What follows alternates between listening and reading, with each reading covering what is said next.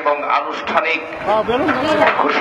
ঘোষণা করবেন বীর মুক্তিযোদ্ধা আলহাজ অধ্যক্ষ মতিউর রহমান। আমাদের ভবিষ্যৎ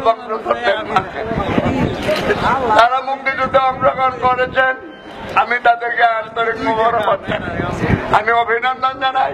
আমরা দেশ স্বাধীন হয়েছে, এখনো শত্রু মুক্ত সম্পূর্ণভাবে। আমি আপনাদের কাছে আহ্বান জানাবো যে আমরা এই দেশটাকে একেবারে শত্রু মুক্ত করে ছাড়বো ইনশাল্লাহ।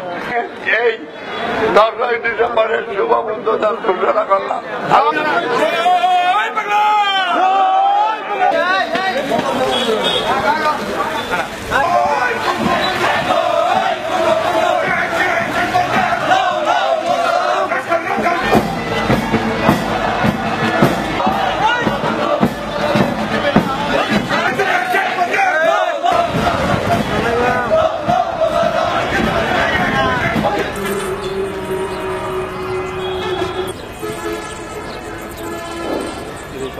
Oh